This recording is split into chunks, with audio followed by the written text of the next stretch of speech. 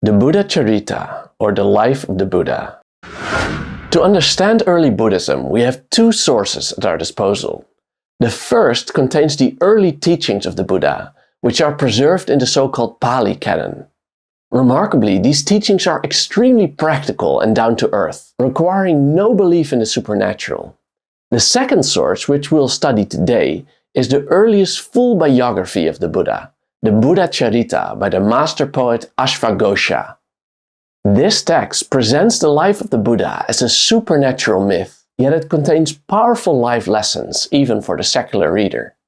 The text is written in the luscious vocabulary imaginable. It is truly a work of art. And in today's lecture, we'll read from the actual texts and give you its most inspiring life lessons, from the Buddha's upbringing in his pleasure palace, to his awakening to the suffering in the world, and finally to his spectacular defeat of his inner demons under the Bodhi tree and his achievement of nirvana. Hey, good to see you. This is Stephan, author of In Search of the Sublime. On this World History channel, we'll trace humanity's relentless pursuit of scientific truth, moral excellence, and enlightenment. We'll meet anyone from Mesopotamian astronomers and Indian yogis to Greek philosophers and Enlightenment scientists. And you'll meet them firsthand using primary sources, giving you valuable insights that transcend the surface-level understanding you get on other channels. Go check it out for yourself. Let's start. The Buddha lived around the 5th century BC, yet the oldest full-extent biography of his life, the Buddhacarita, appeared only in the 2nd century AD. But by this time, his life story had already turned into legend. Unfortunately, the Sanskrit text of the Buddhacarita has been preserved in only one incomplete manuscript, which contains only the first half of the text. But luckily the second half has been translated into Chinese and Tibetan. Normally, I would now show you the original Sanskrit document. If I'm correct, it is stored in the National Archives of Kathmandu in Nepal. But I do not have a digital version of the text available. I looked for over an hour to find it anywhere else, but I just couldn't find it. And by the way, my son is quarter Nepali, so I have no beef with Nepal. But this is comparable to, say, Israel not publishing the Dead Sea Scrolls. It's such an easy way to promote your country. What I can show you today is the modern Sanskrit edition of the text. We have an anglicized Sanskrit version, but I do hope we'll soon get to see the original text as well. Now, let's dive into the text itself.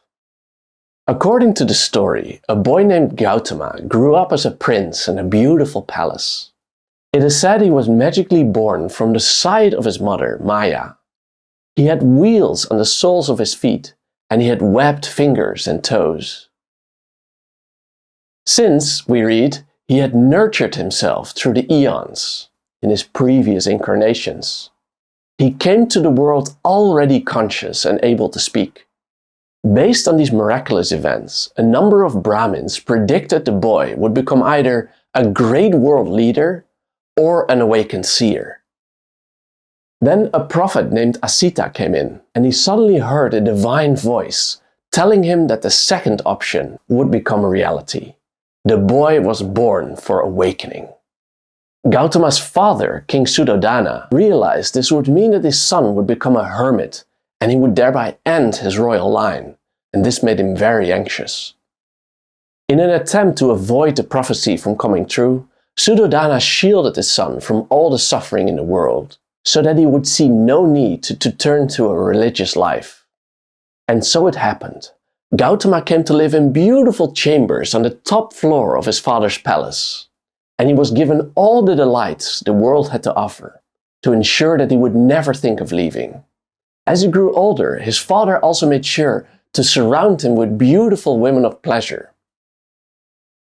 We read in the text, "In that palace, women entertained him with soft voices and alluring gestures, with playful drunkenness and sweet laughter, with curling eyebrows and sidelong glances.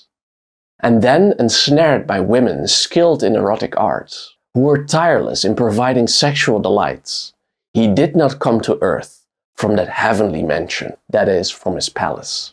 By now you probably already understand what I meant. when I said that the text had lush language. His father also arranged for him a beautiful bride named Yashodhara, with whom he had a son named Rahula. But Gautama's curiosity could not be contained. Having heard of the beauty of nearby groves, he wanted to see them for himself. His father granted his wish, but he staged the trip so thoroughly to prevent him from seeing anything that would upset him. He was moved around in a golden chariot on a road covered with flowers. Yet the gods had other plans for him, and they intervened with 4 sights of suffering. The first sight, we read, was the appearance of an old man.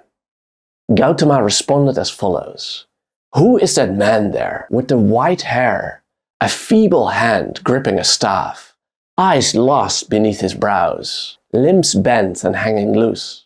Has something happened to alter him, or is that his natural state?" he asked. The charioteer responded, "That is old age, the ravisher of beauty, the ruin of vigor, the cause of sorrow, the destroyer of delights, the bane of memories, and the enemy of the senses. In his childhood," he continued, "that man too drank milk, and he learned to creep along the floor. Then he came step by step to vigorous youth, and he is now step by step in the same way gone to old age." "What?" said Gautama, "and will this evil come to me too?" "Without a doubt," said the charioteer, "by the force of time." Think for a moment how masterful the story is set up. We are brought up knowing about suffering, and as a result, we often take it for granted, that is, as long as it isn't directly happening to us.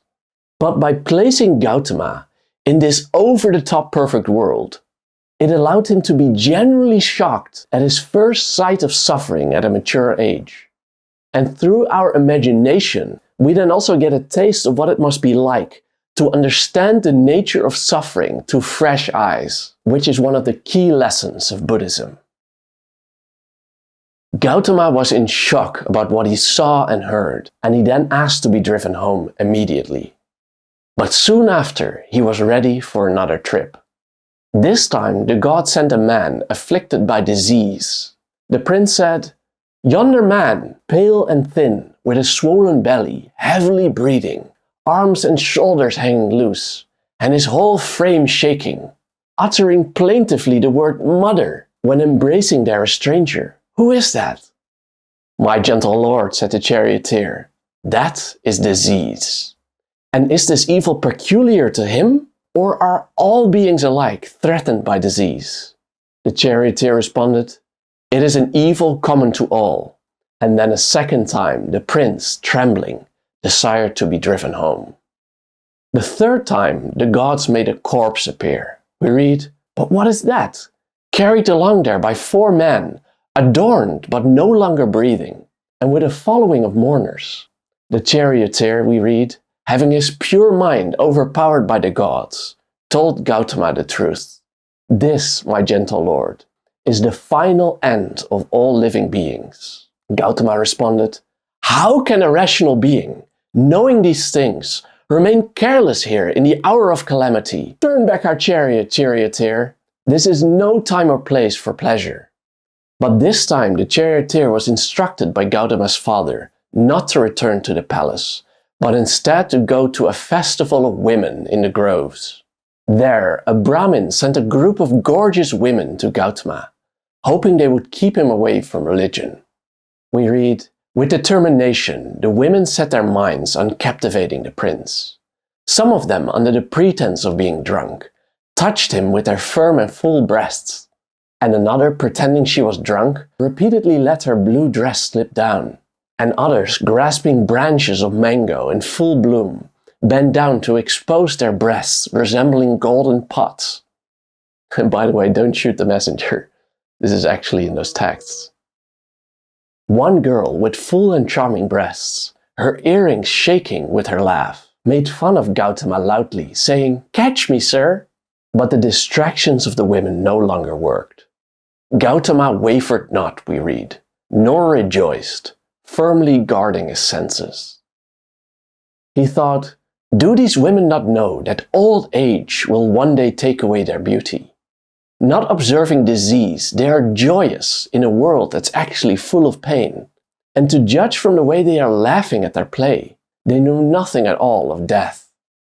Gautama's reaction, by the way, is not to say that he rejected pleasure in and of itself. Yet, he said, knowing that the world is transient, his heart found no delight in them at all.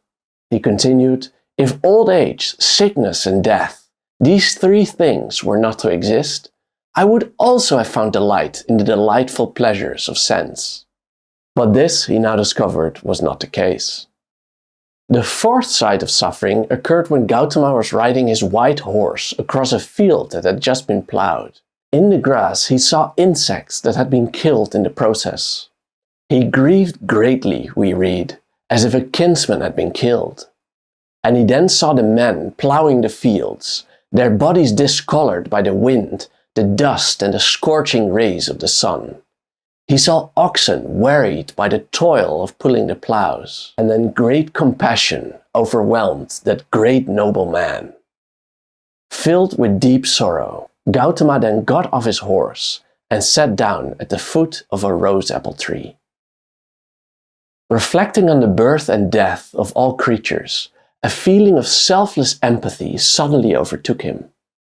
Instinctively, he positioned himself in the yoga posture, and then he entered a trance. He became calm, and he felt momentarily released from any attachment to the world. We read, he sat down, and as he began to contemplate the origin and destruction of all creatures, he embarked upon the path of mental stillness. Achieving at once the state of mental stillness and freedom from worries and sensual desires, he attained the first trance. Then a monk appeared before him, the fourth sight. Gautama asked who he was, and the man answered, terrified by birth and death, desiring liberation, I became an ascetic. As a beggar, wandering without family and without hope, accepting any fare, I live now for nothing but the highest good. And after these words, the man rose up into the sky and disappeared, revealing himself to be a god. After the encounter, Gautama went to his father to tell him he wanted to become a monk. But his father again tried to persuade him not to go. Oh, my son, he said, keep back this thought. It is not time for you to be turning to religion. During your first period of life, the mind is fickle, and the practice of religion is full of danger. But Gautama answered, Father, it is not right to lay hold of a person about to escape from a house that is on fire. Back in his palace, Gautama sat down on his golden seat, surrounded by women playing beautiful music. But the gods then used their magic to make the women fall asleep. They dropped their instruments and fell to the floor, where they lay with their hair disheveled and their skirts and ornaments in disarray. Many of them were breathing noisily and drooling, while others lay as if dead. Gautama thought, such is the nature of women, impure and monstrous in the world of living beings. Deceived by dress, a man becomes infatuated by their charms. After this experience, Gautama knew that he had to escape the palace. The gods magically opened the doors of the palace, and Gautama rode out with the help of his charioteer.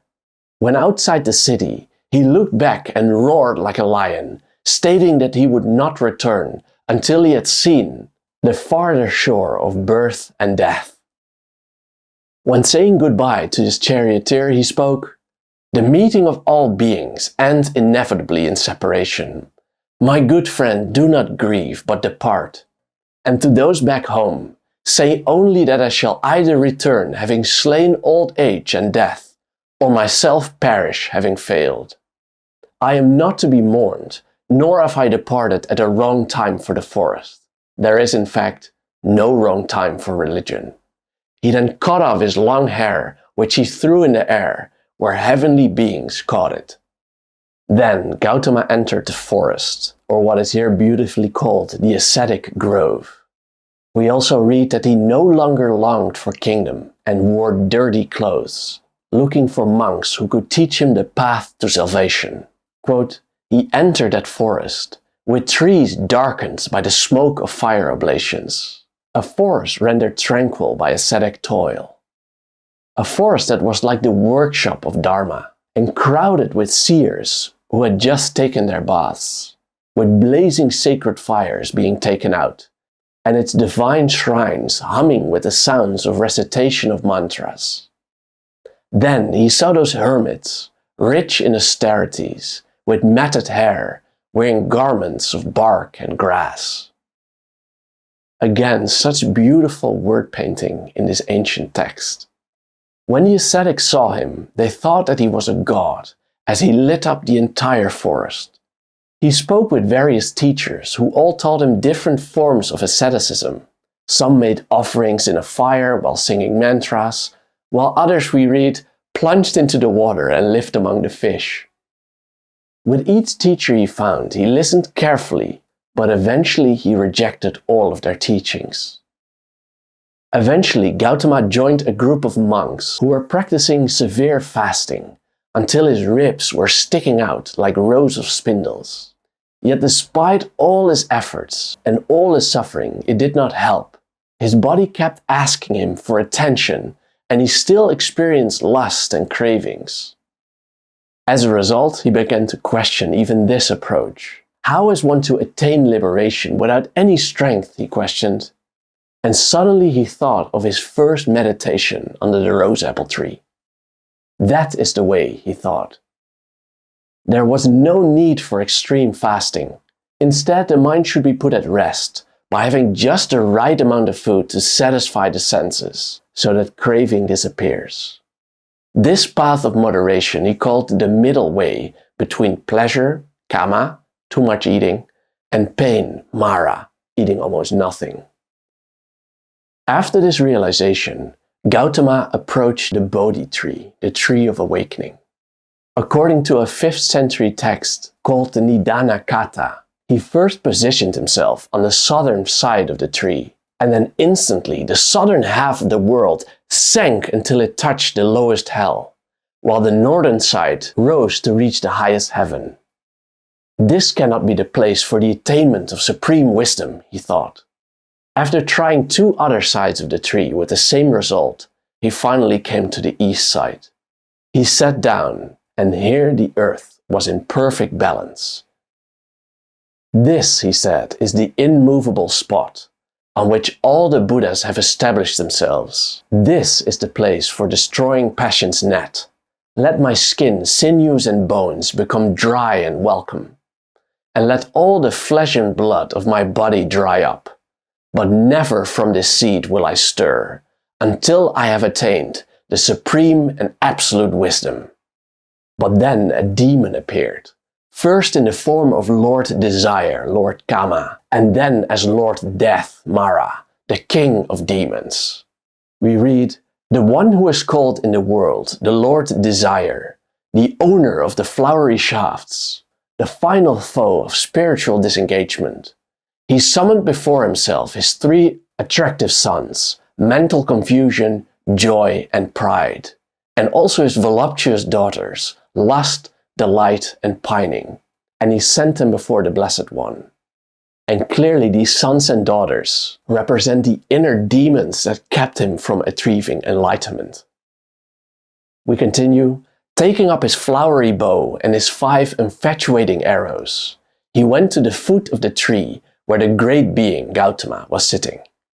Toying with an arrow, the god showed himself and addressed the calm seer, who was there making the ferry passage to the farther shore of the ocean of being.